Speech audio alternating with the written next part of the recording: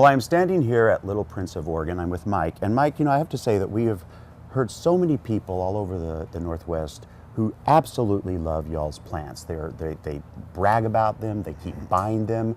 And so we wanted to look, how does this all happen? How do you get those great plants? So tell me where we're standing right now. Well, thanks for that great compliment to start with. And we're in our brand new propagation facility. This is our fourth one, the newest one we've added.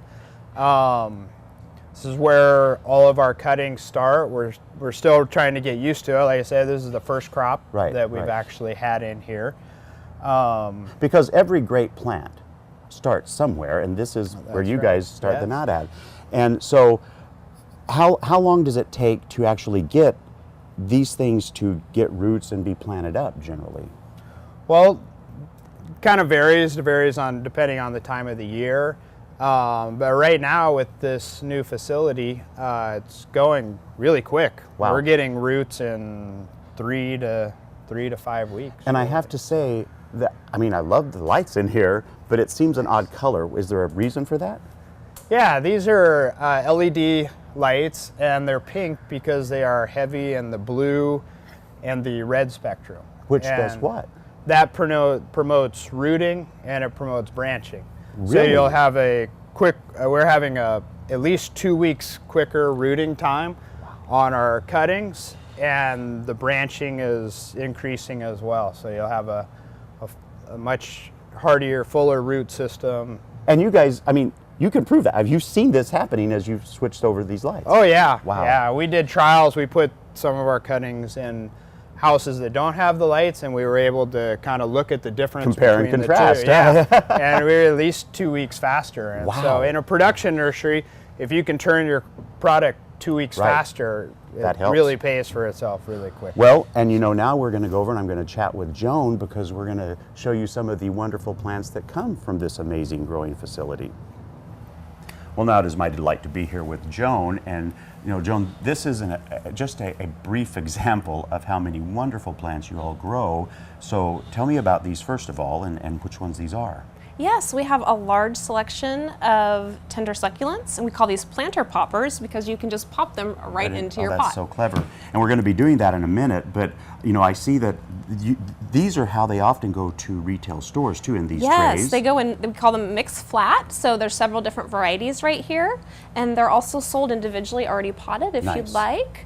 Yeah, right, and they come in all different sizes to a lot of garden centers, so it's a great selection that you guys offer, and so many places carry them. Mm-hmm. Now, when you go to planting these, though, it is this time of year when we're not quite in spring yet, but we're ready for it. We're all itching to get out there. So this is a great thing to do. You're going to plant this up for us. Tell me about these plants and the soil and how to take care of them. Just jump right in there. Sure. Well, I chose string of pearls, also called Senecio. Nice. Everyone loves this plant. I'll just start to plant. I love this one because it kind of hangs over the side, shows some interest. And is there a special soil you have in the pot there that you're putting them into, or is it just a good, it's just draining soil? Great, good draining soil. Lovely, lovely. Mix up the roots a little bit. Sure. And do you have like this degree in what plants to put together? How are you just choosing them? There's so many different textures and colors. It's like, become an artist. Right, right. Whatever you like. And since you're putting it in your home, put what you like together. Right. That's up to you. I really like this one. This reminds me of frosting. I just always think of a cake when I see this plant. This is Echeveria, Topsy, Turvy. It is, and I'm not going to judge you about what you think it looks like because it sounds delicious. And so you just are liking these plants to put together, which begs the question then, can I make an assumption that they're all sedums and therefore they don't need to be soaking wet all the time? We do not want to overwater these. This is one of the main issues people have with these plants is they overwater them. They actually don't want a lot of water. So great for people that forget to water. Well, and that would almost be better for them if you do forget, that's almost more merciful It than if is. you overwater. If you are in doubt, wait a few days Right, before watering. Right.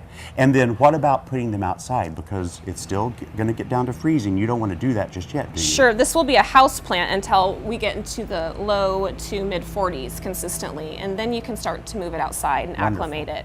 It can just be right up against your house at first, and then slowly you can move it out into more sun. And just so you don't get it all burned just from being away. Right. Okay, that it's kind makes of like perfect our sense. skin. We don't want to expose it to too much sun right away. Right.